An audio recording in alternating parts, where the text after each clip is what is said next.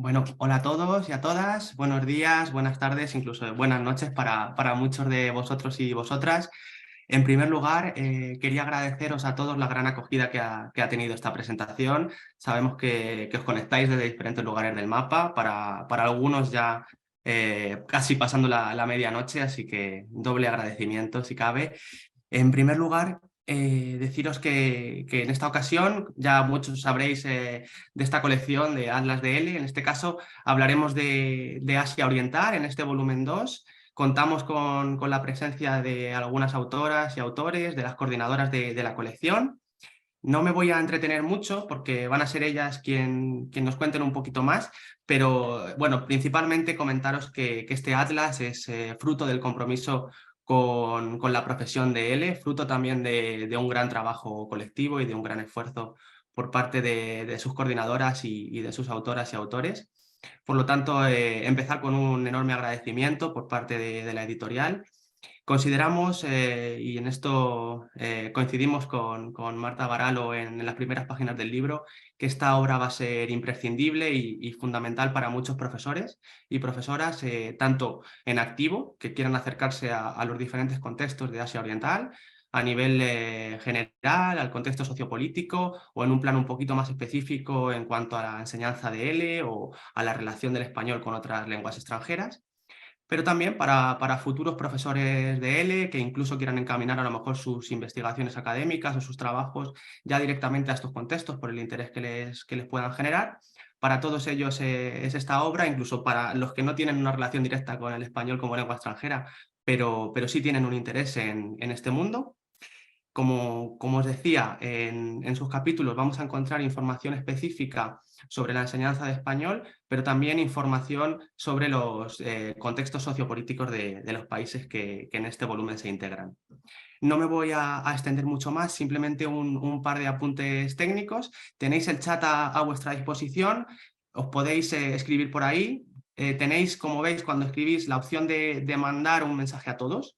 Es lo más interesante porque así nos vamos leyendo y vamos compartiendo impresiones, pero también lo podéis mandar de forma particular. En este caso me lo podéis mandar a mí si tenéis alguna pregunta que tenga que ver con cómo adquirir el volumen, tanto en formato físico o digital, aunque luego haremos una breve mención también a esto al final de la presentación. No me entretengo mucho más y sin más dilación doy paso a María Méndez, una de las coordinadoras del volumen. Muchas gracias a todos y bienvenidos.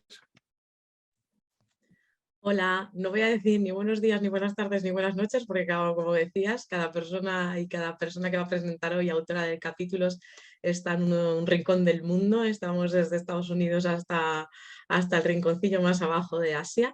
Así que, en primer lugar, es un placer y le damos las gracias, tanto Mari como yo, a todas las personas que han participado en este volumen, porque como decías, me ha encantado cómo has empezado, y es que esto es un servicio colectivo a la profesión, es un trabajo colectivo de profesorado para profesorado. Es un conocimiento que hemos generado como profesión, como equipo que somos, y que nos queremos ayudar, y que muchas veces antes esta información, que es lo que nos pasó a María y a mí cuando estábamos en Bosnia en 2015, eran batallitas que te contabas, trucos, consejos, pero no había ningún lugar donde todo eso estuviese, esa información, ese conocimiento, esa experiencia estuviese sistematizada. Entonces, al final íbamos con las olas de la información, y creíamos que era necesario generar un proyecto, como decías tú, generoso, abierto, y quiero dar las gracias a Enclave, porque esto es un servicio que hace la comunidad, gasta dinero en imprimir el libro, en editarlo y demás, y todo él lo pone gratuitamente en público online. Entonces, me parece que es una sinergia maravillosa de cómo los propios docentes, el profesorado colabora para dar calidad a la enseñanza del español en el mundo. Lo hace de manera desinteresada, y también lo hace de manera desinteresada Enclave y todo L. Entonces, vaya por delante este agradecimiento enorme que tenemos Mari y yo, porque sin esto no hubiera sido posible esta idea, ¿no? Que como decía, surgió justamente en Bosnia en 2015, porque notábamos, estando cada una en un país del mundo enseñando español y demás, notábamos en ese encuentro con otros docentes que nos contamos información muy útil que nos hubiera gustado que saber antes de irnos a desempeñarnos profesionalmente en otra región geográfica, ¿no? Y con ese espíritu nació este proyecto que se llama Atlas DL, Geolingüística de la enseñanza del español en el mundo, no del español como lengua, sino de la enseñanza, con todas sus diversidades, particularidades y características. Entonces, como bien has apuntado, el primer volumen salió en 2017, era el correspondiente a Europa Oriental. Como veis, evitamos cualquier tipo de etiqueta histórica o política, si nos ceñimos a lo geográfico con esta idea del Atlas. Y en ese primer volumen hubo 26 capítulos de 43 docentes, de 43 personas que escribieron. Claro, los países en Europa son como más chiquititos, entonces había 26. Y en este caso presentamos el segundo volumen que tiene 18 capítulos correspondientes a 18 países y 18 regiones, y lo han escrito 40 personas. Imaginaos todo el esfuerzo que le damos a estas autoras, por estas personas que han escrito estas páginas, 454 para ser exactas, por seguir todas las instrucciones que hemos dado, por hacernos caso, por revisar las actividades y todo 20.000 veces los textos, que somos muy pesadas, y lo importante es que quede siempre un producto homogéneo, coherente, que todos los capítulos tengan esa cohesión, y para ello el trabajo de edición ha sido largo, pero la verdad es que tenéis una paciencia infinita, y os damos muchísimas gracias también, vaya por aquí por delante, a la gente que ha escrito, a las personas autoras, por haber tenido este compromiso con la profesión y aguantarnos a nosotras para hacer este volumen del que estamos tan orgullosas y contentas. Para explicar un poquito más, para quien no conozca, quizás alguien ha visto el primer volumen, pero para quien no, os contamos que cada capítulo tiene una estructura interna que se basa en una introducción donde explicamos un poquito una panorámica general de lo más importante, luego una contextualización donde se habla del país, de la historia, de la moneda, cuestiones geográficas, cualquier cosa, la capital, el cambio, cualquier cosa que se considere importante. Eso nos lleva a una parte, una sección llamada El español en el país que sea, y ahí hablamos del hispanismo, de la tradición del español, cuando se fundó el primer departamento, la primera traducción, cultura general que deberíamos tener para comprender mejor dónde estamos, a dónde hemos llegado y qué queda por hacer. Eso nos lleva al apartado de, en particular, la enseñanza del español como lengua extranjera en X región país, y ahí es donde se detalla todo, si se usa el marco común europeo de referencia o no, o qué modelo se usa, se sigue, el que sea, el modelo curricular, qué materiales hay o qué materiales no hay, cómo se estructuran los grupos, cómo se evalúa, cómo se ponen las notas, qué perfil tiene el alumnado, qué creencias tenemos o qué tienen los profesores o los estudiantes de cómo se enseña bien, qué variedades del español tienen preferencia o no, la metodología, los estilos de aprendizaje, cualquier cosa que se nos ocurrió que parecía relevante para la enseñanza, está resumido en esa parte del capítulo, que es la más extensa quizás. Luego esto nos lleva a un apartado que es cómo ser profe en ese país, en la parte más laboral, que también es importante, donde explicamos si hay que registrarse en algún tipo de oficina del gobierno para ser profesor, si necesitas legalizar tus títulos o tener una declaración de antecedentes penales o traducir tus títulos, o cómo pedir trabajo, cosas que son muy útiles y que tampoco estaban. Entonces, creemos que este Atlas está recogiendo información que estaba dispersa o ofreciendo información que no estaba, y de una manera coherente y cohesionada, que es lo que buscábamos. Eso nos lleva a otra parte, a otra sección, que es el de experiencias, donde aquí es la parte más personal, cada quien cuenta esos momentos pues más quizás curiosos, divertidos, anecdóticos, sentimentales, emocionantes que han tenido, para dar ese contexto, porque claro, muchas veces hablamos de las habilidades duras, ¿no? de la conocimiento, pero nadie nos cuenta otra parte que necesitamos para vivir en el extranjero y desempeñarnos, como la resiliencia, conocer cómo desempeñarnos emocionalmente, esas exigencias, ¿no? Y esto nos lleva ya a la parte final de cada capítulo, que son las conclusiones, y no se acaba ahí. La parte buena es que también hay una zona de recursos, de links, pues de bibliotecas o escuelas o cualquier otra información que en cada capítulo se ha considerado necesaria para completar esa perspectiva, ¿no? Entonces considerábamos, Mari y yo, que con esto ofrecíamos eso, como decía, información que no estaba e información que estaba dispersa de una manera conjunta, ordenada, y consideramos que útil para el profesorado. Y esto yo creo que como presentación para abrir boca, y ya me callo yo también, porque lo que quiero es que las personas que tenemos aquí presentes, que tenemos representación de Japón, Tailandia, Malasia, Filipinas y Myanmar, si no me equivoco. Así que muchísimas gracias por estar aquí, además a algunas horas muy intempestivas para algunos de los autores. Así que queríamos estructurarlo de una forma más o menos dinámica y la primera pregunta que quizás nos surja a todas las personas que nos están escuchando y a nosotras también, a raíz de la lectura de los capítulos, es cómo es la salud del hispanismo, cómo es la salud de la enseñanza como lengua extranjera, ¿no? Porque siempre cambian, pasan cosas, ¿no? Hablábamos antes de Sri Lanka y demás. ¿Cómo está la salud del hispanismo y qué podemos decir sobre ello? Y si me permitís, voy a darle primero la palabra a Concha y luego vamos turnándonos y luego ya pues que sea más así intuitivo y donde nos apetezca. No sé, Concha, ¿qué nos puedes contar de la enseñanza del español y del hispanismo en Japón? Pues la enseñanza del español y el hispanismo no sé si son la misma cosa en Japón. He visto que nos acompaña el profesor Fukushima y, como dicen los clásicos, no me dejará mentir. Creo que el español en Japón, si leemos, por ejemplo, los informes del Instituto Cervantes, nos parece que va bien, es decir, que crece.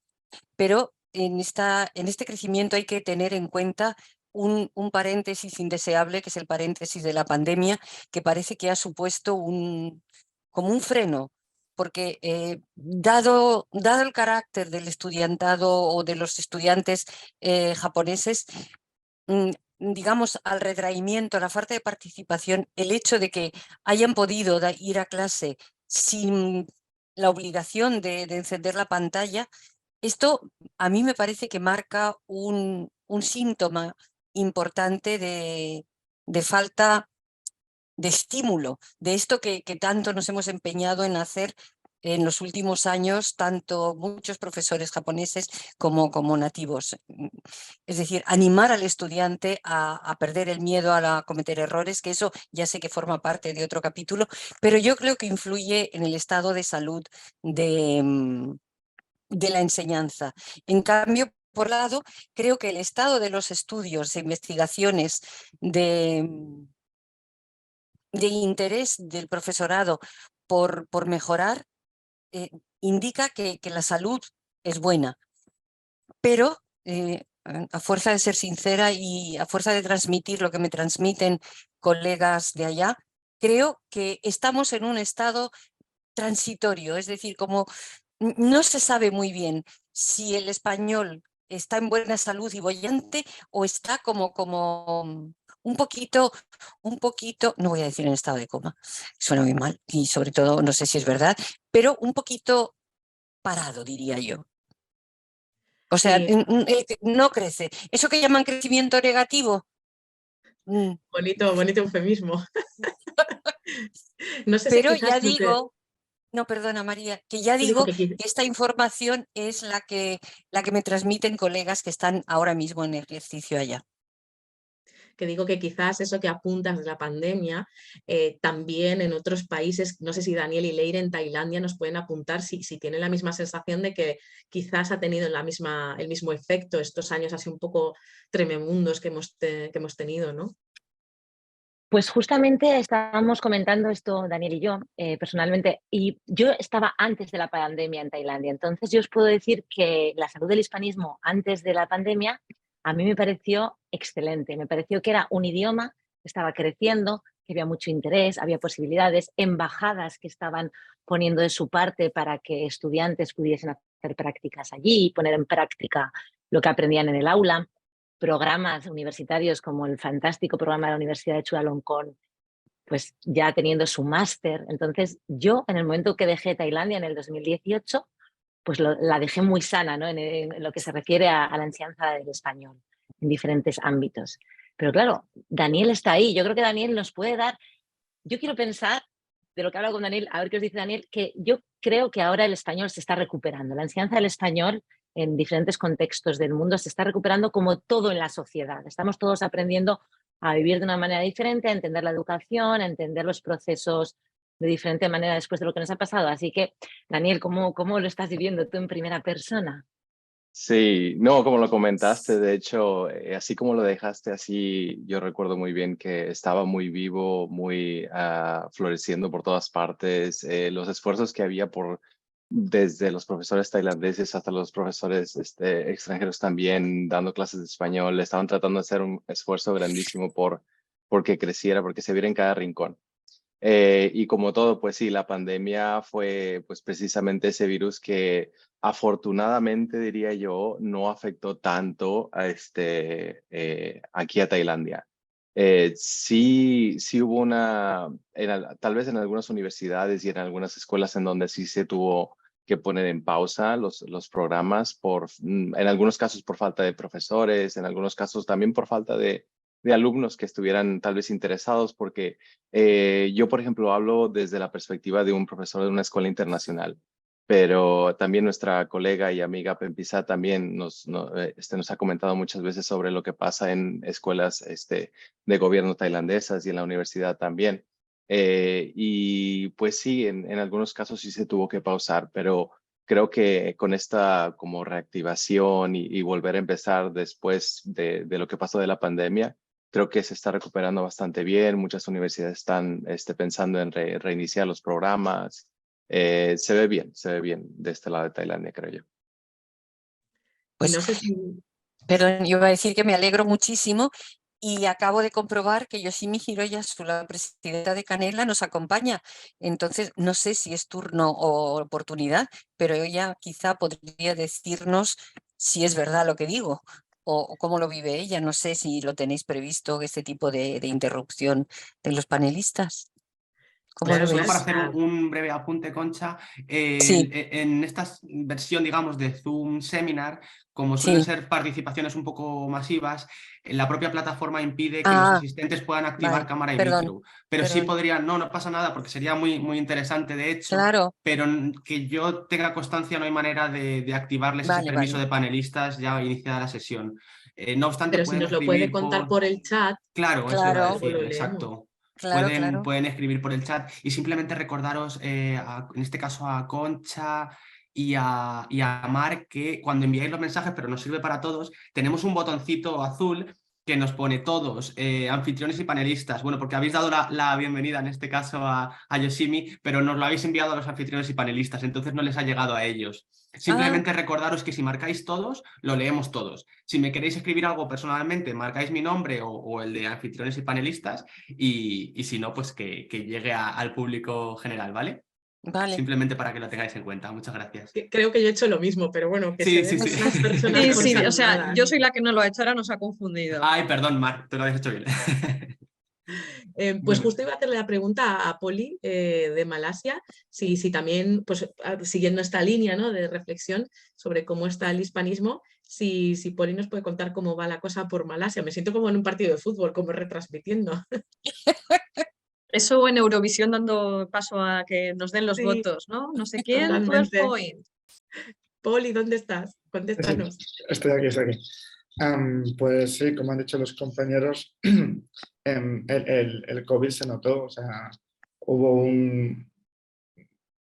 si estábamos trabajando la motivación, intentar mantener a los estudiantes enganchados, interesados, claro, el tenerlos después de una pantalla muchas veces no se presentaban y yo, bueno, hablo pues como Daniel, hablo desde un contexto de colegio internacional, entonces era muy duro y fue un poco como un paso atrás, ¿no? Entonces, ahora sí que parece que está volviendo un poco todo con fuerza, que las embajadas de los países hispanohablantes están haciendo muchos eventos, pues festivales de cine, festivales de música, hay también muchos eventos gastronómicos, por así decirlo. Entonces, parece que poco a poco va cogiendo otra vez fuerza y esperemos que esta vez que ya no haya parones en el futuro.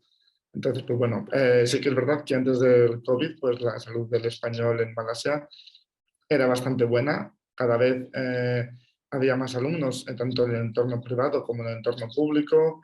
Entonces, todas las noticias que íbamos teniendo eran positivas. Entonces, ahora un poco, pues no sabemos muy bien en qué estado está todo, pero vamos, esperamos que todo mejore en el futuro. pues vamos a seguir viajando hasta Filipinas, porque tenemos también a 2 personas, a Ana y a Miguel, representando este capítulo, aunque fueron más las que escribieron el capítulo.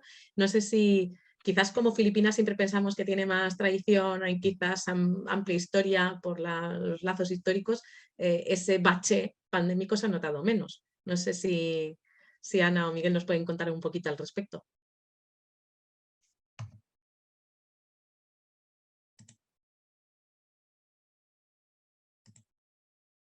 No sé si... Perdona, que estaba sin sonido. No, le estaba preguntando a Ana si quería comentar ella o si comentaba yo. El COVID. Bueno, es que Filipinas, como bien has dicho, es un país un poco diferente al resto, ¿no?, de Asia, por esta historia común que nos une. Al fin y al cabo fue colonia española durante 300 años, el español fue idioma oficial hasta 1987, la gente lo estudiaba allí, era idioma obligatorio tanto en la universidad como en la secundaria filipina hasta esa época, y desde entonces dejó de ser idioma oficial y por lo tanto se dejó de enseñar. Y hubo un bajón en los 80 a los 90, o sea que nosotros, ese bajón del que habláis ahora con la pandemia, se sufrió ya en Filipinas entonces. Y según nuestra perspectiva, según lo que nosotros vemos, ahora sí, si no Ana os podrá contar mejor porque ella lógicamente es de allí, pero parece que el español está resurgiendo en el país. Sobre todo, claro, ya no como lengua oficial, sino como lengua extranjera. Y la gente lo demanda, sobre todo porque hay muchas empresas norteamericanas que han establecido su base en Filipinas y es un aliciente económico el conocer otro idioma. Porque, por ejemplo, hay empresas de esto de contacto telefónico. Entonces, si además de saber inglés, que los filipinos son bilingües, sabes español, tu salario es mayor. Entonces hay mucha demanda de alumnos que sí que quieren aprender español por ese motivo. Otros que lógicamente, pues bueno, tienen esa especie de nostalgia, ¿no?, de mis abuelos conocían o mis padres conocían y también se apuntan por ello. Y además se firmó un memorándum de entendimiento en 2010 entre el gobierno de España y el de Filipinas, por el que se reintroducía el español en la educación secundaria como asignatura optativa. Entonces ahora de nuevo los alumnos están volviendo a estudiar español. Entonces como que sí que parece que, por lo menos en este siglo, ¿no?, en el siglo XXI, como que está habiendo un nuevo impulso a su estudio, pero como ya digo, como lengua extranjera. Y el COVID, bueno, hombre, sí, ha supuesto un parón como todo, pero nosotros, por ejemplo, en la universidad no lo hemos notado y el Cervantes tampoco en el número de matrículas. Se ha hecho una transición bastante ágil a la enseñanza en línea y no hemos notado un descenso ni en número de matrículas, ni de alumnos, ni un descenso significativo. No sé, Ana, si quieres añadir algo más. Bueno, hablando de la salud del español, ¿no? Hemos dicho, está muy sana. Diría yo que acaban de concluir en Madrid la 9ª tribuna España-Filipinas, o sea, y también, ¿no?, como lo ha comentado Apolinar, aquí también se celebran muchos, ¿cómo son? Muchos festivales de cine y premios literarios, escritos, ¿no?, obras escritas en español y tal. ¿Es eso? Pues me alegra escuchar que la situación, por lo menos en alguno de los países, es así como más optimista. Y para cerrar este círculo digamos, de la primera pregunta, y antes de que Mar formule la segunda, le iba a preguntar a Laura de Myanmar, que está como, dice Mar, esto es Eurovisión total. Laura, representando a Myanmar, ¿tú qué opinas? ¿Cómo ves la salud del hispanismo por un lado y de la enseñanza en particular del español como lengua extranjera en Myanmar? Hola, buenas tardes.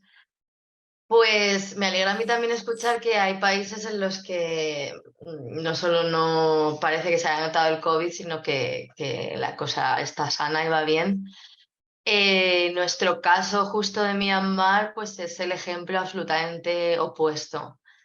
No solamente por la pandemia, que ha golpeado casi todos los países, sino porque desgraciadamente en febrero del 2020 hubo un golpe de Estado en Myanmar y se instauró un régimen militar que sigue activo, aunque no están en un estado de guerra declarado, pero hay mucho conflicto, muchísima represión.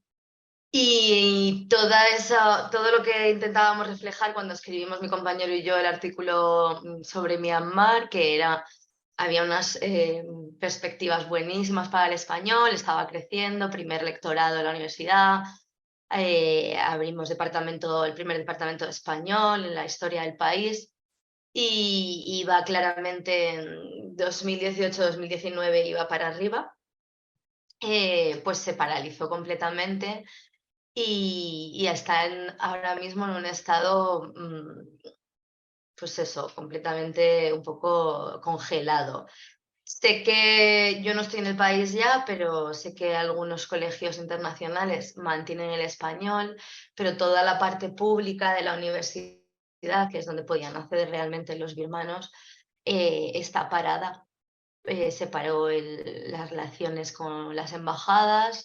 Casi todos los empleados públicos, bueno, muchos empleados públicos se unieron a un movimiento de desobediencia civil, con lo cual no están trabajando. Entonces la situación educativa en el país es muy complicada y yo tengo esperanza de que se vaya recuperando, pero me consta que muchos profesores que estaban en Myanmar han ido a otros países, por ejemplo a Tailandia.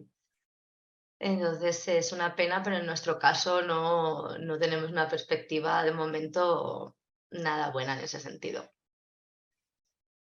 Pues qué interesante, Laura, todo lo que estás comentando, porque también el objetivo del Atlas, que esto lo hemos hablado María y yo muchas veces, era sobre todo tener esas voces, esas narrativas que te contaran cómo es la enseñanza del español de las personas que están ahí trabajando. Porque muchas veces el principal recurso cuando uno quiere ir a estos países a dar clases es mirar por los datos oficiales del Cervantes, etcétera, que quieras que no, son organismos público-políticos que siempre viven una especie de triunfalismo del boom del español, cuantísimos estudiantes tenemos, no sé cuántos matriculados en el DELE, tal, ¿no? Pero sin embargo es muy difícil comprender la enseñanza del español como una cuestión homogénea sin tener en consideración cada uno de estos contextos, ¿no? Y entonces cuando a uno le dan un lectorado, una beca, etcétera, para irse a dar clase a estos países, al final terminas buscando a la gente de allí para que te cuente, para que te pregunte, para que te ponga en contacto, para que te explique todas estas cuestiones, ¿no? Entonces, yo creo que ahora mismo esta ronda de turnos que hemos hecho, pues explica muy bien eso, ¿no? Que desde fuera podemos tener quizá la sensación de, el triunfalismo, ¿no? Qué bien la enseñanza del español, pues que cada país tiene su propia dinámica, su propia idiosincrasia. Nosotros muchas veces nos formamos en metodologías, en tal, y al final una de las cosas que más valor tiene es conocer al tipo de alumnado con el que te vas a encontrar y comprender esas dinámicas que hay en cada sitio. Entonces, bueno, como decíamos, haciendo tanto hincapié en el contexto, en la historia de enseñanza en el país, pues sí que me gustaría que nos contarais cada uno, con la experiencia que habéis hecho preparando el texto del Atlas, etcétera, qué hitos, qué cosas importantes destacaríais en la historia de la enseñanza de español en cada uno de esos países, porque son cuestiones muy, muy diferentes. Ya en el primer volumen veíamos que, por ejemplo, en algunos países el español había pegado una especie de boom, pues simplemente porque habían llegado telenovelas de Venezuela. En otros sitios porque de repente abren una sede del Instituto Cervantes y eso es un foco tremendo, ¿no? Para la enseñanza del español, para la difusión de la cultura, etcétera, ¿no? Pues si nos podíais contar, si queréis podemos seguir el mismo orden de intervención de antes, qué hitos destacaréis, qué cosas importantes en la enseñanza de español en los respectivos países que hoy representáis aquí. Concha, ¿empiezas? Perdón. Pues los hitos de la enseñanza del español en Japón empiezan tarde. Ahora, el español en Japón empieza muy pronto. Es decir, fue muy, muy interesante ver que la llegada de Francisco Javier abrió las puertas del español en el siglo XVI. con la llegada de estos viajeros, vamos a llamarlos así, se abrieron colegios en los que fue necesario el intercambio de la lengua nativa, de la lengua japonesa con estos misioneros. A partir de ese momento se establecen una serie de relaciones, por ejemplo, con España y con México, que que demuestra que la enseñanza o que el conocimiento de las lenguas acerca.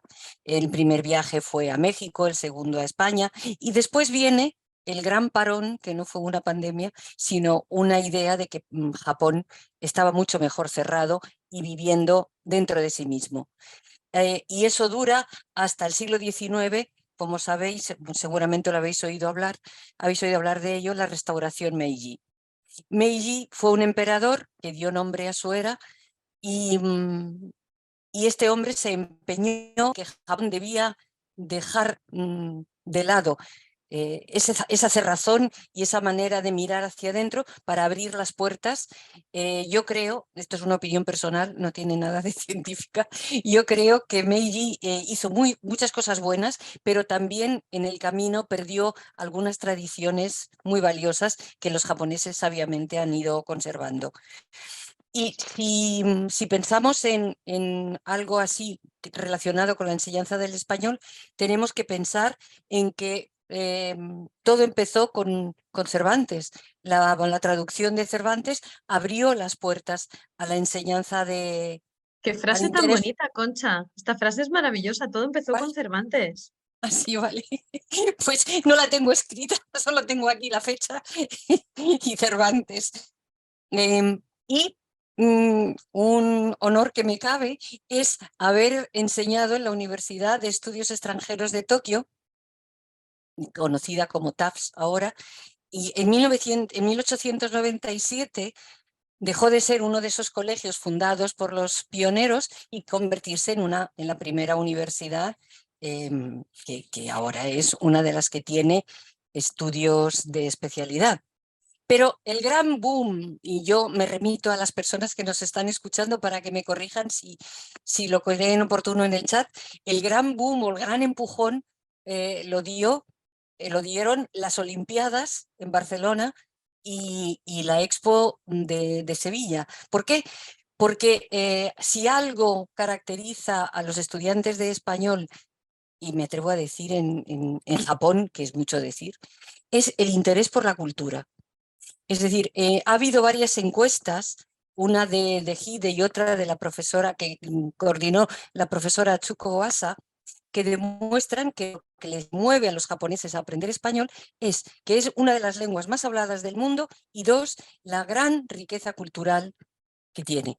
Entonces, no me quiero extender porque me voy de capítulo, pero creo que estos son puntos muy importantes y otra cosa para que quede constancia. Si el español crece por las relaciones con Latinoamérica, con Iberoamérica. ¿Por qué? Porque muy cerca están los estudios de portugués, muchas veces son departamentos de español y portugués, y los estudiantes de especialidad al menos tienen un periodo de estancia obligatoria en el país de la lengua que estudian. Y algunos vienen a España, por supuesto, pero la gran mayoría eligen Latinoamérica, que eso entrará en relación con lo que digamos después sobre las variedades. Bueno, y ya. Muchas gracias. Concha, después no sé si quiere intervenir Leire o Daniel. Pues sí, Daniel y yo hemos estado comentando y con Pempisa también, así os vamos a dar unas fechas así claves, rapiditas, ¿vale? Para que os hagáis una idea, el español en Tailandia tiene solo 55 años, a mí me parece como que es muy joven, ¿no? Es joven, en 1965, jovencísimo, en 1965 en la Universidad de Chulalongkorn se empezó a enseñar español a la gente normal que quería estudiar español, o sea, no como algo formal en el contexto académico de estudiantes, no, gente que estaba interesada por la lengua. 2 años más tarde, esta misma universidad consigue crear el minor, que es la especialización en lengua española.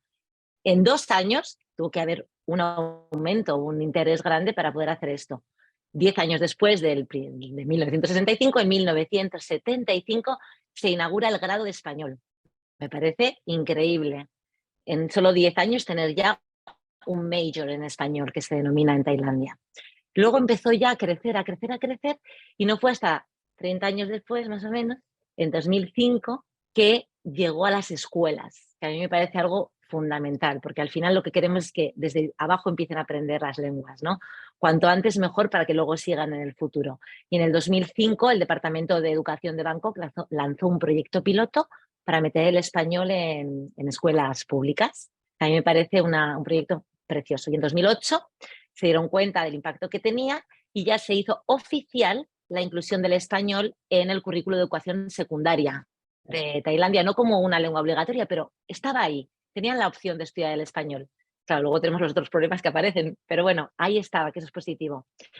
La Comisión de Educación Superior del Ministerio de Educación de Tailandia, con el objetivo de conseguir profesores, que siempre es la carencia, ¿no?, que tenemos en este tipo de contextos, empezó a preparar y a otorgar becas para formar a estos estudiantes que salían graduados de Chulalongkorn y de otras universidades, fundamentalmente de Chulalongkorn, para poder ser profesores capacitados y poder enseñar en las escuelas.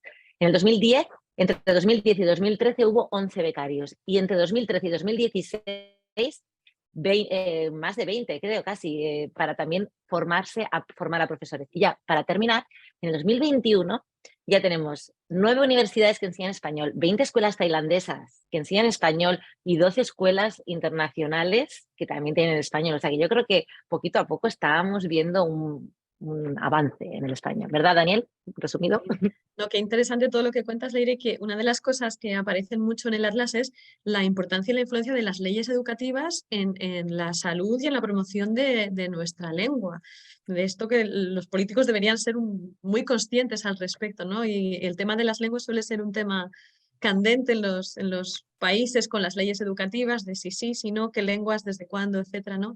Y como vemos, un apoyo fundamental para la salud de una lengua es que los respectivos países también den su apoyo con ese tipo de leyes. Qué interesante. No sé si Daniel quiere aportar algo. Si puedo aportar algo en relación con lo que dice Leire, es que, por ejemplo, las embajadas hispanohablantes están luchando con el Ministerio de Educación para que el español sea un elemento en las pruebas de acceso, o sea, una opción para el acceso a las pruebas de entrada a la universidad.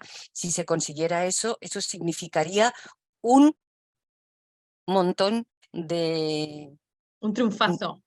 Un triunfazo. Pero bueno, dicen que lo están estudiando. Perdón por interrumpir. Sí. Leire, ¿querías comentar algo más o pasamos a Daniel? No, Daniel, bueno, pues dilo precisamente... tú, aunque venía luego, dilo tú, que esto va con lo que ha dicho Concha. No, pues era precisamente lo que había dicho Concha, porque de hecho mucho del por qué se ha podido llegar hasta el gobierno para que pudieran hacer estos cambios ha sido precisamente la conexión que tienen todas estas universidades, los profesores, con las embajadas.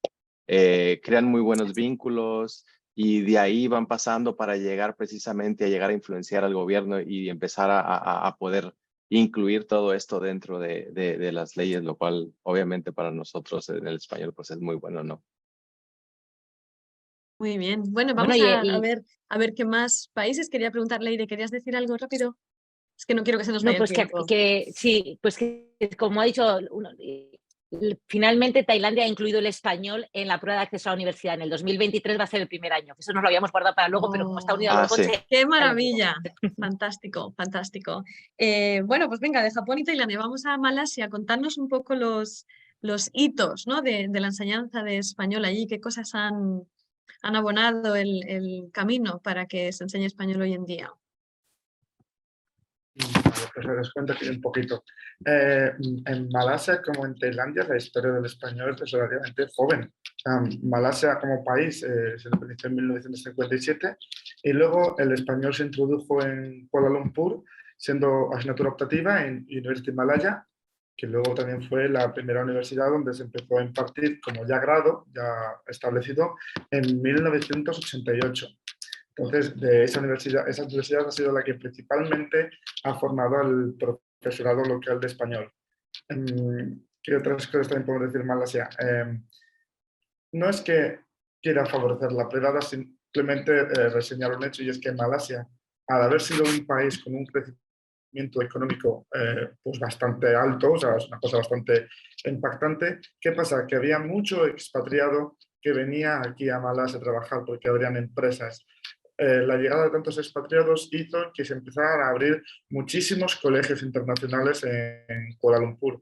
Entonces, claro, eso sumado al hecho de que el español estaba cobrando tanta fuerza a nivel mundial, hizo que las escuelas internacionales dijeran, bueno, pues a lo mejor en lugar del francés o del alemán, se imparte también el español. Y eso también pues ha notado, eso ha hecho que haya subido el número de alumnos.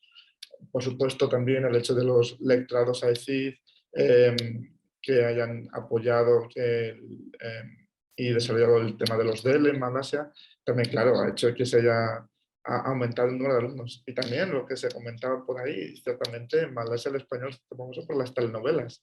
Yo que no tengo ni idea de las telenovelas, a mí me decían los alumnos, pero no, ¿tú no conoces esta serie colombiana? Y yo, pues no, pero yo veo que vosotros sí.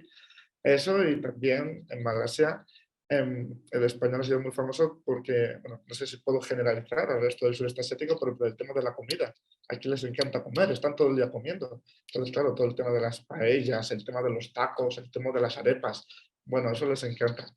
Y sí, también, como Malasia es un país musulmán, pues claro, tú cuando les hablas de la Alhambra, de la mezquita de Córdoba, de todo el tema de Al-Ándalus, eso también les atrae mucho a ellos desde el punto de vista cultural. Entonces, pues, digamos también que todo eso sumado a que hubo también un aula, se fundó aquí un aula Cervantes en el 2003, pues claro, eso motivó y desarrolló mucho el interés por el español en el ámbito malasio. Pues qué interesante todo lo que comentas, porque estamos viendo distintos factores, ¿no?, que influyen en la presencia y en la salud del español, ¿no? Las propias políticas de los países donde se enseña, pero también el hecho de que haya presencia hispanohablante, como tú dices, ¿no?, movimientos migratorios hacia ciertos países que al final favorecen que desde los colegios internacionales pues crezca el idioma, y también desde los propios países hispanohablantes las políticas que hagan en esos propios países, ¿no?, como las decisiones de crear aulas Cervantes o la presencia fuerte de las embajadas que pueden mover el tema del idioma. De hecho, quería preguntar ahora a los colegas de Filipinas y dejaros una reflexión que nos han dejado en el chat. Una de las personas que se han conectado, Josep Solís, dice: hola a todos, mi nombre es Josep Solís y soy ex profesor de español en una universidad en Filipinas. Mi punto de vista sobre la enseñanza de español en Filipinas es que hay que ampliarla a la educación primaria para que los millones de niños filipinos tengan una oportunidad de aprender español desde edad temprana y luego trabajarán como bilingües en centros de llamadas o migrarán a España o Estados Unidos. Está claro, ¿no?, que tenemos distintos factores, no sé, los colegas de Filipinas, aunque lo han dejado antes caer Ana y Miguel, los hitos que han marcado la enseñanza española allí, pero básicamente la cuestión de Filipinas era claro que era colonia española, lo habéis comentado antes, no sé si queréis añadir alguna cosa más al Bueno, respecto. para responder, ¿no? Sí, a la sugerencia, al comentario de nuestro colega, que hay una falta de profesores de ELEAC en Filipinas. Entonces, ahora de momento tenemos español en la escuela secundaria, pero hay mucha... nos hace falta del profesorado. Entonces, Pues lo de esto la que dices, escuela Ana, es súper obligatoria, importante, lo de que hacen falta profesores de español en Filipinas. Esto hay que moverlo. sí. Bueno, eso entonces lo de la escuela primaria a lo mejor en un par de años, ¿no? Eso que Miguel ha mencionado, que la lengua española fue lengua oficial, pero también destacamos que nunca llegó a ser lengua franca en Filipinas. No nos lo enseñaron, pues sí. Querer sí que quisieron enseñar, difundir la lengua castellana en Filipinas, lo exigió la corona española en el siglo XVII, pero tardaron 2 siglos en establecer un sistema de educación primaria que fue clave en la impulsión de la enseñanza del español. Sin embargo, tras pocos años, España perdió Filipinas a los Estados Unidos, por lo cual se estableció el inglés como lengua de educación. Durante estos años, el español coexistía con el inglés, ¿no?, en las escuelas y en las universidades. Lo quitaron como curso obligatorio en 1987, pero volvieron a imponerlo en 2010, como ha dicho Miguel. A partir de entonces, la demanda por la lengua sigue creciendo. Y además, ¿no, Miguel? Si puedes. Sí, Miguel, ¿quieres añadir o comentar alguna cosa de algún hito así, alguna cuestión importante, ¿no? que haya tenido mucha repercusión en la enseñanza de español allí, Sí, aparte de las cuestiones históricas?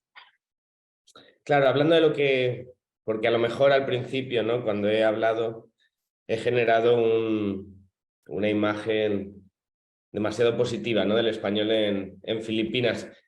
Lo he hecho así por explicar de dónde veníamos, ¿no? De venir de ser una lengua oficial, dejar de serlo y ahora recuperar cierto momentum, ¿no? En esa enseñanza del español y ya como lengua extranjera. Es verdad lo que dice Ana, nunca fue lengua franca aquí. De hecho, hubo varias razones para ellos. A diferencia de la conquista de América, por ejemplo, en Filipinas nunca hubo presencia española más allá de la presencia eclesiástica. Muy pocos españoles sentaron su base, ¿no? Sus raíces en España. Y además de eso, como ha dicho Ana, tampoco se crearon escuelas hasta bien tarde y luego con la pérdida de España de las colonias, ¿no? Ante Estados Unidos. Además de luego durante la Segunda Guerra Mundial la masacre de la comunidad hispana que vivía en el centro de Manila, ¿no? Porque fue la segunda ciudad más destrozada durante la Segunda Guerra Mundial fue Manila, después de Varsovia. Y bueno, pues además fue la comunidad hispanohablante la que más sufrió porque vivía justo en el centro de Manila. Así que ahora tenemos muy poca gente nativa en Filipinas, ya no queda casi nadie. Eso sí, está el chabacano, que son 500.000 de personas que tienen un idioma que sí que comparte un 50% del léxico. También existe, ¿no? Porque, por ejemplo, en muchas de las lenguas vernáculas, ¿verdad, Ana? Hasta un 30% del léxico es de origen español. Entonces, claro, todo esto son cosas que se pueden utilizar además cuando se están enseñando español. Respecto a la pregunta, la sugerencia del señor, claro, se necesitan profesores, tanto en primaria como secundaria, pero no es fácil venir desde el extranjero a estudiar, o sea, y a trabajar como profesor, ¿vale? De hecho, para trabajar en primaria y en secundaria pública solo puede ser filipino. Entonces, no es una llamada a, hey, profesores de español, venid a Filipinas que hacen falta, es verdad, pero ahora mismo no se puede. Lo que sí que hace falta son programas de formación, porque sí que hay esa carencia de base, ¿no? de profesorado capacitado para enseñarlo. Pues habéis hecho un diagnóstico muy claro de la situación del L allí ahora mismo. Muchas gracias a los dos. Vamos a cerrar entonces esta parte con Myanmar, con Laura, si puede comentarnos un poco cuáles son, aunque ahora mismo la situación que, como hemos visto, es muy inestable, etcétera. Si podemos cerrar esta parte y comentar alguna cosa más. Vale, voy a intentar ser breve. Realmente Sí, o sea, yo... hay mucho que decir y de hecho podríamos estar eso. hablando aquí bastante tiempo, pero tampoco queremos alargarnos mucho. Sí, yo creo que la situación sería muy buena si se solucionase la situación política y eso es difícil de saber. Es cierto que Myanmar es un caso muy excepcional porque ha sido uno de los países menos expuestos al mundo de Asia porque ha tenido una dictadura militar de casi 60 años. Entonces la enseñanza del español estaba un poco en pañales hasta hace nada. Pero las perspectivas eran muy buenas porque en 2011 fueron las primeras elecciones democráticas, o sea, como antes de ayer, y en apenas 10 años se habían dado pasos súper importantes. Y de hecho, pues eso se pasó de una presencia prácticamente nula a abrir el primer departamento de español, firmar un MOU, mandar al primer lectora en este caso, que fui yo, y las matrículas agotadas.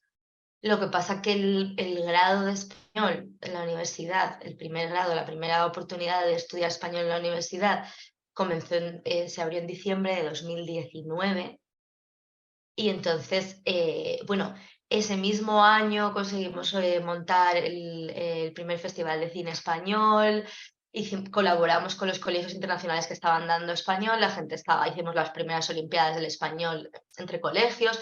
la cosa iba hacia arriba muy, muy rápido, y entonces en ese sentido se ha cortado completamente y se ha quedado un poco ahí, pero el interés lo había, totalmente ligado al turismo, una población que no ha podido hacer nada, que a principios del siglo XXI no tenían ni móviles, y de pronto se han abierto al mundo y realmente estaban muy interesados en cualquier lengua extranjera, y el español les encantaba, les encanta. Pero está la cosa, pues, en este caso, totalmente supeditada a la situación política. Sé que hay mucha gente pivotando alrededor de Myanmar, compañeros míos que han tenido que salir del país porque realmente gente que no se fue ni con la pandemia se fue con el golpe de Estado, porque estaban matando a gente en la capital directamente. Entonces, me consta que todavía hay algunas clases en colegios internacionales y que hay mucha gente que está deseando que la cosa se tranquilice un poco para reanudar ese camino. Entonces, bueno, pues tampoco es un destino ahora mismo muy tranquilo para ir, pero yo tengo confianza en que de aquí a unos años se pueda retomar eso. Vamos a ver. Pues muchas gracias, Laura. Y eso nos lleva un poco a hablar de lo siguiente, ¿no? Porque como tú contabas, todas estas experiencias profesionales, vivenciales que hay en la enseñanza de cada país son muy importantes, ¿no?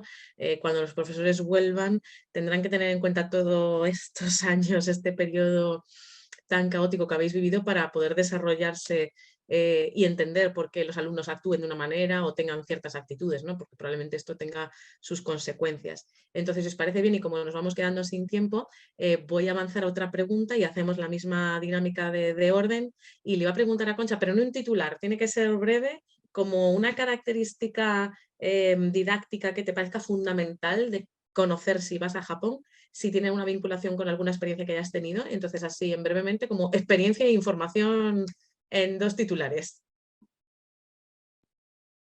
No sé si me... Titular, Concha, hola, ya te escucho. silencio, silencio.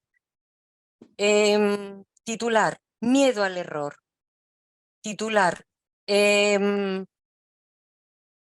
son más de lo que parecen o pueden más de lo que parece. Entonces, una dificultad es la costumbre de escuchar y no levantar la mano para no destacar. Segunda dificultad, el hecho de cometer errores está mal visto, entonces tienen miedo a cometerlos.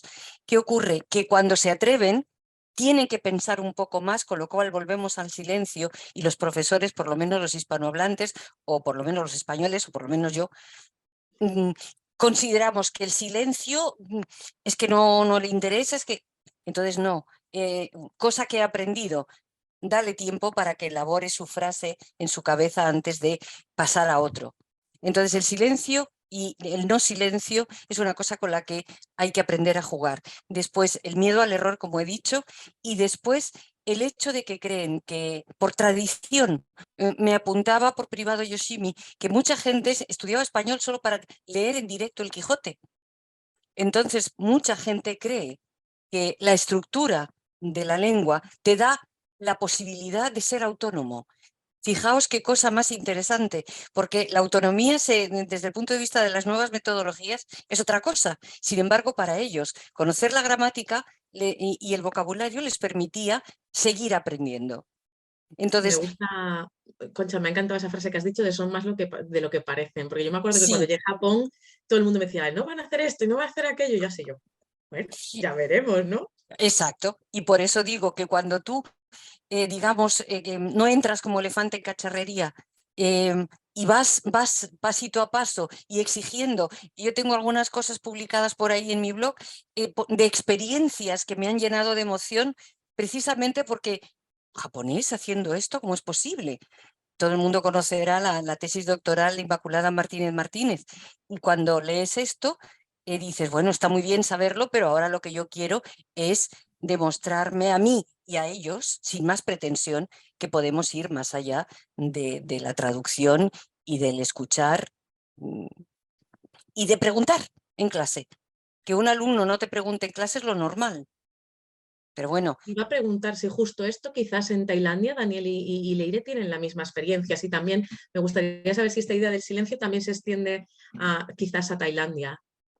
Sí, no sé si para bien o para mal, pero sí, aquí también todos los estudiantes tienen un increíble miedo sí, a equivocarse, a decir malas cosas o sí, en general. Aún así, creo que la diferencia que puede haber un poco con los estudiantes japoneses, al menos con los que yo he tenido experiencia, son un poco más abiertos en el sentido que una vez que uno les expone la parte de cultural hispana, hispanoamericana, básicamente las series y todo eso es cuando empiezan a abrirse, es cuando empiezan, les gusta hablar al respecto, empiezan a sentirse más motivados, más involucrados en todo esto. Al menos en mi experiencia, como yo lo he visto, ellos, al menos los tailandeses en general, una vez que llegan a cruzar ese umbral, van solos, una manera muy coloquial de decirlo, pero prácticamente ellos van solos. Se ayudan entre ellos y sí son muy grupales en ese sentido también, en el que tienen que estar en un grupo para que empiecen a hablar y todo. Si están solos, sí, les aterra mucho esa parte. Daniel, Sí. Daniel, te puedo Sí, preguntar, ocurre dime. un fenómeno que ocurre en Japón y tú lanzas una pregunta y entonces la primera reacción de un estudiante es mirar al otro, Sí, para sentirse apoyado. Es sí, sí, decir, que sí. no van a contestar solo así. Tú levantas la mano y tú Sí, preguntas y nadie levanta la mano, sino que no, no. miran al Tienes compañero que para... elegirlos. Sí, Y además miran para ver, estás conmigo, ¿no? Esta sensación de lo que dices, de grupo, ¿no? Incluso sí, sí, para sí, sí. contestar algo facilito. También en Tailandia. Sí, sí, sí, igual, Interesante. igual, igual. Lo que a mí me funcionó bastante en cuestiones de didácticas, básicamente era ponerlos en grupos. Aunque sea en parejas, con eso era suficiente. Mientras estuvieran en parejas, se atrevían, hablaban, y se podría hacer un poco más amena la clase. Pero en el momento en los que tenías, por ejemplo, explicando, no sé, cuestiones de gramática o cosas así, y así soltabas una pregunta, sí, igualito. Se volteaban todos callados, nadie respondía. Era algo muy, muy similar. Sí, O sea, que hay que darles mucho amor y hacer mucho grupo. Y me pregunto yo sí. si en Malasia, si Poli nos puede contar, porque mi experiencia en Malasia es que los estudiantes estaban como deseando de hablar y no tenían muchas ganas de participar, pero también con ese miedillo de sentirse juzgados. No sé, Poli, si tienes la misma sensación y nos puedes comentar un poquito más sobre esos aspectos didácticos que consideres así más relevantes. Sí, bueno, a ver, aquí lo que pasa en Malasia es que es un país multicultural y plurilingüe, para lo bueno y para lo malo. Es decir, aquí hay una mezcolanza, esto es un cajón desastre de categoría. Aquí tienes alumnos de trasfondo chino, de trasfondo malasia, de trasfondo indio, cada cual con sus características culturales y lingüísticas. Entonces, claro, por lo que decíais vosotros, en Japón y en Tailandia, los alumnos chinos, por ejemplo, tienen un pánico a cometer errores. Y dices, pero por favor, pero habla, pero que tienes que cometer errores para aprender, que no, que no, que no. Entonces, claro, ya tienes que tirar el trabajo del equipo, colaboración. Pero luego yo creo que es un poco saber cómo sortear este tipo de problemas que tenemos como profesores, encontrar actividades que le gusten y como decía Daniel, aquí lo que les encanta es el karaoke, pues karaoke, pues karaoke. Y les gusta cantar y a ponerles a cantantes hispanos o españoles o la comida o hacer, por ejemplo, también mucho, cuando a veces el lenguaje es un problema, usar lenguaje corporal y que tengan que moverse de actividades con el cuerpo, mímica, teatro, drama, eso les gusta mucho, tienen muchísimo sentido del humor, además no tienen ningún tipo de vergüenza, se atreven con todo, entonces también es un poco como traértelos a tu cuerpo, por así decirlo, para que al final llegues a ese punto final que para ti como docentes que aprendan español y que se interesen por la cultura. Entonces, pues la verdad es que sí, el hecho de que aquí haya alumnos de diferente trasfondo cultural, etnias, creencias, puede ser a veces chocante e incluso un reto para el profesor de español. Pues qué interesante esto que cuentas, Poli, porque una de las cosas que discutía yo con María era este mito que tenemos, especialmente desde Europa, ¿no? De si existe un tipo de aprendiz asiático, como si fuera una cuestión monolítica, homogénea, algo así.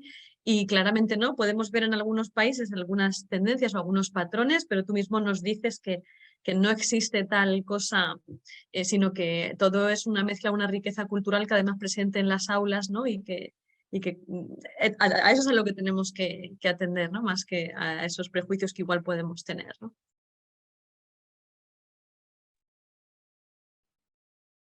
Sí, en esa línea, Poli, no sé si quieres contestar a Mar. No, que estaba de acuerdo con lo que decía Marci, que a veces tenemos un poco de estereotipos. O yo, por ejemplo, viniendo de España, no tenía ni puñetera idea de que lo que me iba a encontrar en Malasia. Sinceramente, no conocía mucho el país, y cuando llegué dije, oigo, pero si esto es así. Así que luego ya una vez conoces a la gente, sus costumbres, cómo son, qué les interesa, sobre todo diría yo que es lo más importante, qué les interesa a ellos, pues ya digamos que puedes adaptar tus clases y conseguir que ellos estén más motivados e involucrados. Y además es curioso porque has apuntado también la gran importancia de los aspectos culturales, que también ha señalado Concha para Japón y también Daniel para Tailandia, ¿no? Que igual cuando hablamos de la proyección que decía Mar, de la proyección y el discurso público del español es importantísimo, pues igual no lo es tanto para el trabajo y la gente sí que lo estudia más por aspectos culturales, e igual estamos descuidando ese aspecto en el discurso público, ¿no? Porque se insiste mucho en el español de la ciencia y luego te penalizan si publicas en español. Pues igual estamos siendo un poco incoherentes o poco realistas con lo que realmente se da en muchos contextos, ¿no? Y nos ceñimos algunos en particular. No sé si Ana y Miguel nos pueden hablar sobre Filipinas, luego le daré la palabra a Laura sobre Myanmar, aunque la situación ya nos ha dicho que ha cambiado mucho, pero bueno, si también hay un especial interés por la cultura, o si nos podéis contar alguna experiencia o aspecto didáctico que necesitemos conocer. Bueno, los filipinos también somos muy tímidos, ¿no? Y nos encanta también el karaoke. Bueno, una cosa buena es que la gran mayoría de las lenguas filipinas se lee como se escribe y esto ayuda mucho en la adquisición de la fonética española. Y como ha dicho Miguel, un 30% del léxico proviene del español, entonces sigue vivo el español en los días de la semana, los meses del año, topónimos, en los campos semánticos del comercio, gobierno, profesiones, comida, ropa, etcétera, etcétera. ¿No? En cuanto al morfosintaxis, el inglés ayuda mucho. Entonces, eso, hay que aprovechar, ¿no? el conjunto de los idiomas que coexisten en Filipinas en la enseñanza de él. Miguel. Uy, siempre estoy en mute.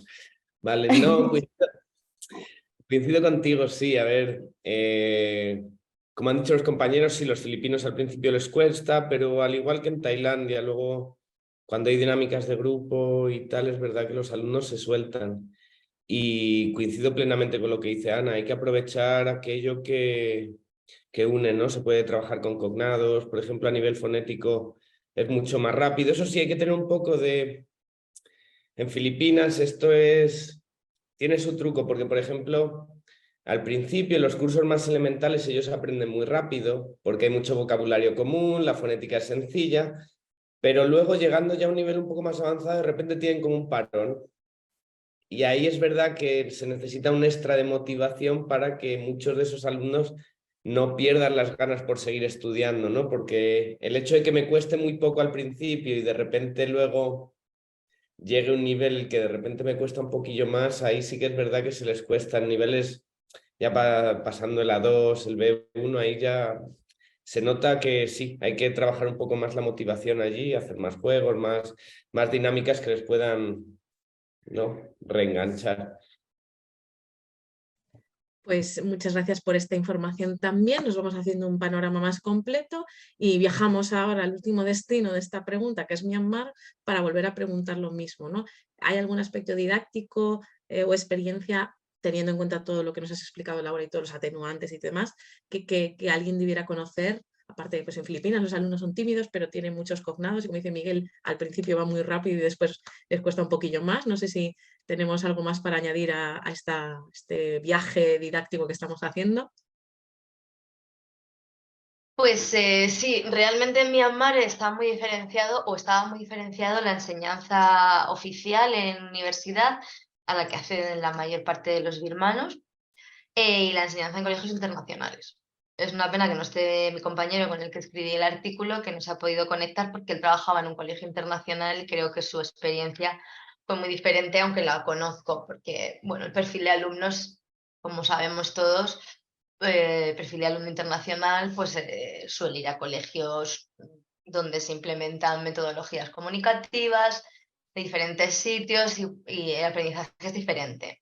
Además, pues niños que están un poco más abiertos por la edad a aprender de otra manera. En el caso del estudiante birmano, el perfil del estudiante birmano, pues sí, cuando llegas al país te choca muchísimo, que, como decía Concha, o sea, salvando las distancias es un perfil muy parecido, porque en Myanmar se junta heredan una tradición de aprendizaje basado en la repetición, clases llenísimas de gente, con lo cual para dar lenguas extranjeras pues es terrible ya la base.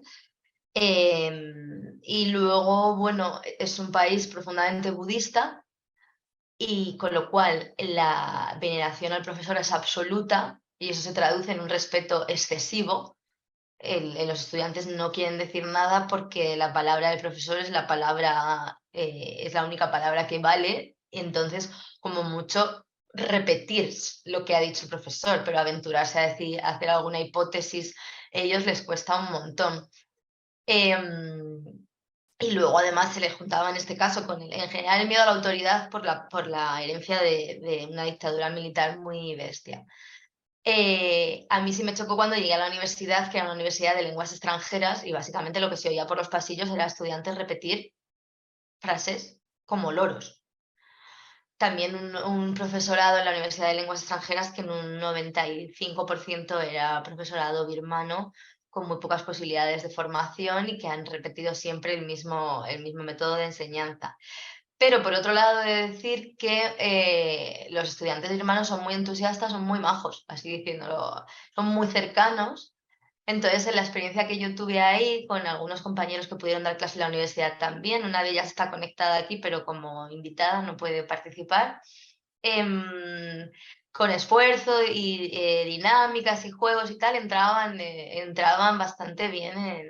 Porque sí que tienen esa parte que la suplen, que no, para que nos entendamos, no son muy setas. Así que a veces el perfil asiático cuesta un poco en algunos países llegar a ellos, pues el estudiante birmano, pues como que intentaba involucrarse a pesar de que era como de, bueno, eres profesor, Buda era profesor, ¿cómo voy a decir yo nada que no sea repetir tus mismas palabras? Entonces, bueno, es una parte cultural que, como han dicho mis compañeros, pues cuesta adaptarse, pero yo creo que luego hay caminos para llegar a los estudiantes. Qué bueno, Laura. Pues mira, no te vayas y ya empiezo por ti y hacemos la ronda al revés y cerramos que se nos va el tiempo, pues que es una cuestión tan, tan interesante y es una ocasión tan especial tener a distintas personas que han enseñado español en estos países que nos sabe mal también desaprovechar, ¿no? Esta posibilidad de encontrarnos, aunque sé que es muy tarde para algunos que estáis allí físicamente en Asia. Me gustaría entonces cerrar esta mesa redonda de presentación y, bueno, en primer lugar, por supuesto, dando las gracias a la editorial, a todo él, y ahora os recordaré el enlace donde está colgado el volumen. Y me gustaría hacerlo de una manera que miráramos un poco hacia el futuro, ¿no? El espíritu del Atlas era ofrecer información valiosa al profesorado que tuviera que enseñar español allí, contado de primera mano de las personas que ejercen allí. Una de las cosas que nos llamó la atención cuando acabamos el primer volumen era que prácticamente todas las personas que participaban hablaban de que percibían que estábamos en una etapa de cambio. No os quiero ni contar ya la de cambios que nos han llegado con el segundo volumen. Para empezar, que cuando empezamos a hacerlo el mundo era de una manera y ahora que lo presentamos el mundo no tiene nada que ver con cómo era la vida en 2018 por distintas razones. En el caso de Laura en Myanmar, pues no quiero ni contar, ¿no? Cómo ha cambiado la situación. Pero sí me gustaría preguntaros un poco, mirando hacia el futuro, ¿qué auguráis específicamente para la enseñanza del español en vuestros países? Aunque al principio hemos hablado un poco, pero sí, brevemente, ¿qué os parece? Yo veo que tenemos muchos desafíos por delante que en cada contexto se van a manifestar de maneras diferentes. Empezando por las consecuencias de la pandemia, siguiendo por esa mezcla de culturas que cada vez vamos a tener más presentes en las aulas y necesitaremos herramientas para manejarla de la mejor manera posible, por temas de la formación que tanto Laura como Ana habéis hecho mucho hincapié de cuánta falta hace formar al docente, incluso la llegada de las nuevas tecnologías de la traducción, ya no digo el chat GPT, cómo va a cambiar la enseñanza de idiomas en el futuro. Quería un poco, para cerrar entonces, que cada uno, si nos podéis dar unas breves pinceladas de cómo veis mirando hacia adelante la enseñanza de español en cada uno de esos contextos. Laura, empezamos otra vez y ya cerramos el capítulo de Myanmar. Bueno, pues yo aventurando un poco, porque no tengo una bola de cristal, pero me encantaría. Yo quiero pensar que de aquí a un tiempo se va a calmar un poco la situación. Y la realidad es que en Myanmar hay que hacer un trabajo todavía muy cuidadoso y muy lento, yo creo. Y especialmente, me gusta que lo hayas mencionado, creo que hace falta muchísima formación. Y será probablemente un buen escenario, un buen lugar para formar a profesores locales.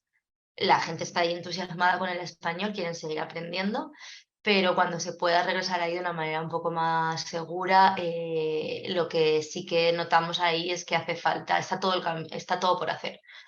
Y el profesorado local necesita muchísima formación en metodologías comunicativas y si España vuelve a tener presencia ahí diplomática, pues estoy segura que la acogida será fantástica porque ya lo fue.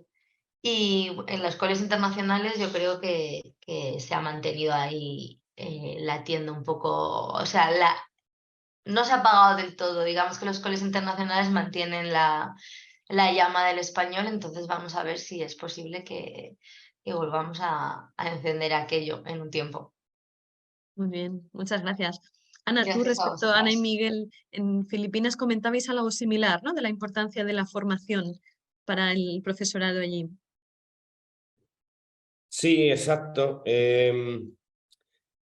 Claro, se llevó a cabo muy rápido, ¿no? Por temas políticos, el instaurar la enseñanza de él en la educación pública, y lógicamente faltaba ese personal cualificado, ¿no?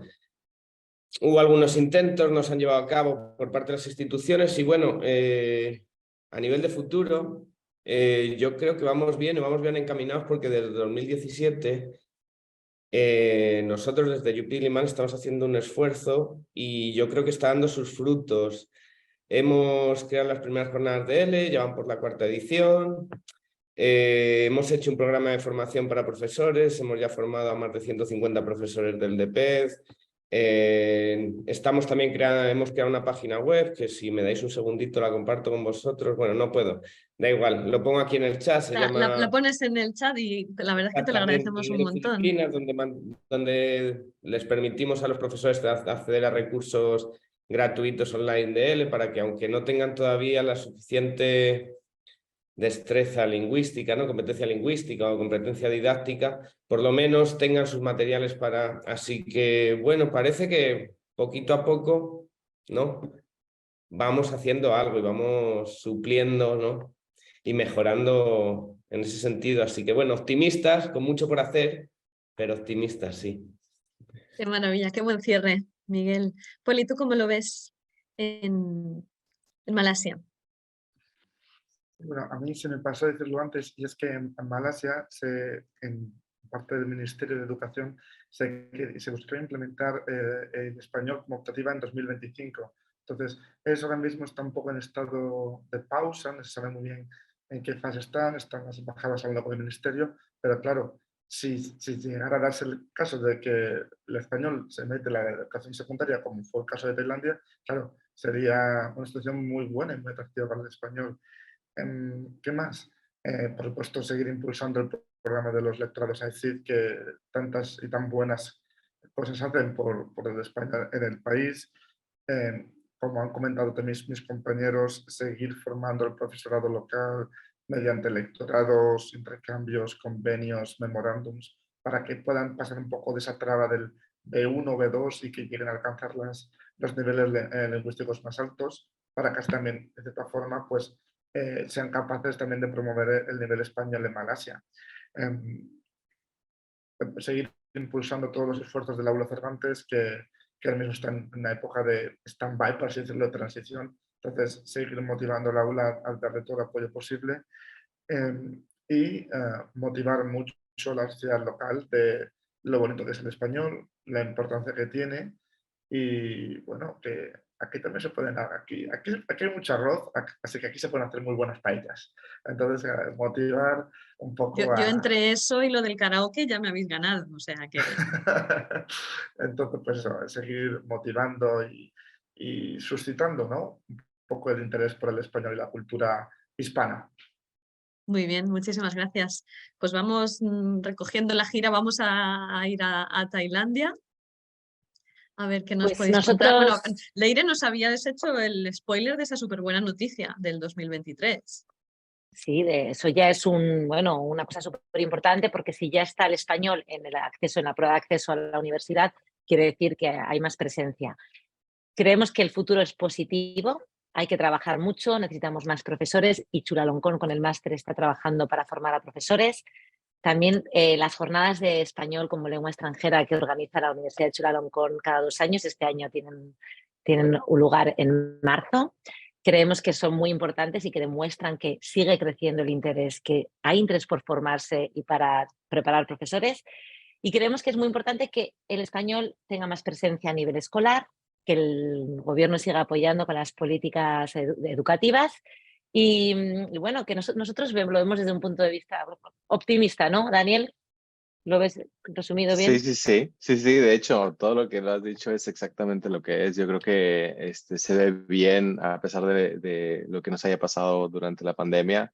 Estamos muy positivos y yo creo que este gran paso de tener ya el español como parte del examen de admisión a la universidad, pues va a abrir las puertas a que muchas otras universidades vayan a querer empezar a tener clases de español y luego incluso a llevarlo a nivel, obviamente, de instituto, ¿no? De las escuelas secundarias y preparatorias de bachillerato, ¿no? Fantástico, pues nada, aquí cerramos Tailandia por todo lo alto y ya nos vamos a Japón, acabamos allí la gira. Concha, no sé si tú eres tan optimista sobre el futuro de la enseñanza en Japón, pero tenemos muchos retos por delante y entiendo que allí el tema de tecnologías también es fundamental en la manera de aprender de los estudiantes. Pues, a ver, desde el punto de vista de la formación, creo que esto ha mejorado muchísimo en Japón. Hay muchísimo interés. Creo que las asociaciones como Canela, GIDE, Tadesca son pequeños motores, pero que mueven mucho. Y por ejemplo, creo que los congresos de Canela, las publicaciones de GIDE, me vais a permitir que os las mencione, los modelos de... Primero, un modelo de actuación, un modelo de actuación con actividades para la clase, y ahora estamos trabajando en las rúbricas de evaluación para esas actividades. Entonces, esto que puede parecer muy pequeño porque obviamente tiene el foco en Japón, puede ser un modelo de trabajo que se extienda para, por ejemplo, estos países que necesitan formación. Entonces, están publicados en la página web de GIDE y de libre acceso, por supuesto, pero además veo que el profesorado se está interesando por temas ya no solo de gramática, no solo de no solo de literatura, sino que están investigando sobre problemas concretos de, por ejemplo, motivación, de ansiedad. Creo que lo recojo en el capítulo correspondiente. Entonces, a pesar de que he empezado pensando, dándoos una idea de estamos en stand-by, creo que también veo este lado positivo, y veo el lado positivo por el empuje de la gente nueva que se está metiendo a hacer cosas que van a remover ciertas bases o ciertas creencias. Y además tengo también mucha confianza en la gente joven que empieza, que sigue otras metodologías, y tengo pruebas de ello. No sé si todavía está aquí la profesora Hiroyasu, pero ella es una de las adalides de la enseñanza del español en español, y se está teniendo mucha influencia esto, y el mundo, lo que hace el Instituto Cervantes no se puede negar, con su congreso, con sus actividades culturales, es decir, también está moviendo muchas cosas. Entonces, tenemos que dar ese paso de la queja, de ¡ay, estos estudiantes cómo son! ¡Ay, pobrecitos! ¿Por qué no hablan? A ver esto que he dicho antes. Son mucho más de lo que parecen, y creo que el profesorado también está removiendo bases y creencias que estaban muy arraigadas. Entonces, en cualquiera de estos aspectos, si me voy fuera del aula pequeñita que tiene esos problemas a una mirada más global, creo que el español en Japón, sobre todo el español en Japón en relación con Hispanoamérica, tiene mucho futuro. Pues entonces yo creo que cerramos aquí con muy buen sabor de boca. Y tras el primer volumen teníamos la sensación de que sí, que estaba todo cambiando y moviéndose. Ahora con este segundo volumen, poniendo el foco en lo que pasa en estos casi 20 países de Asia, sabemos que el español está muy vivo, que hay dificultades, retos de futuro, pero que la formación va a ser una de esas claves, y el propio empuje del profesorado, con más o menos ayuda de las instituciones, será lo que contribuya a ello. No queremos entreteneros más porque ya nos hemos pasado de tiempo, pero simplemente quería de nuevo dar todas las gracias a las personas que han asistido a la presentación, a todas las personas que han colaborado haciendo todos estos capítulos. Hemos tenido aquí representados Japón, Tailandia, Malasia, Myanmar y Filipinas, pero recordad que en este volumen tenemos Bangladesh, Brunei, India, Hong Kong, China, Camboya, Corea del Sur, Indonesia, Nepal, Singapur, Sri Lanka, Taiwán y Vietnam, que no es poca cosa. Gracias a todo el apoyo que nos ha brindado, como comentaba antes María, en clave L, a Malena, a Álvaro, que es nuestro maestro de ceremonias hoy, a todo L, y especialmente a Jesús Suárez por el soporte que nos brinda. Nosotras seguimos trabajando en este proyecto porque realmente creemos en él, creemos que es muy importante que los propios docentes de español colaboremos unos con otros para avanzar en la profesión, para reivindicar también la tarea que hacemos como embajadores de nuestra lengua en estos países, y os puedo avanzar que estamos trabajando en nuevos volúmenes. María, no sé si quieres añadir alguna cosa más para cerrar. Nada, lo has dicho todo divinamente, así que solo también despedirme yo, dar un beso y dar las gracias, y que espero que pronto nos veamos para, como dice Mar, no vamos a hacer spoiler todavía, para los próximos volúmenes que están en cocina. Sí, teníamos una presentación de los compañeros de Filipinas, pero la guardamos para la siguiente presentación que hagamos, que no nos ha dado tiempo a poner el PowerPoint. Así que nada, os damos las gracias y os emplazamos a futuras citas que podamos seguir hablando de la enseñanza del español. Álvaro, no sé si quieres decir también algo más una última para cerrar. cosita antes de irnos. En primer lugar, agradeceros que hayáis sido tan buenas directoras de orquesta en esta charla, presentación. Agradecer a todas las autoras y autores esa pasión que transmiten y que demuestran. Es un placer editar esta obra. En nombre de toda la editorial, gracias a todos los asistentes por vuestro tiempo, sobre todo en esas horas tan intempestivas en algunos casos.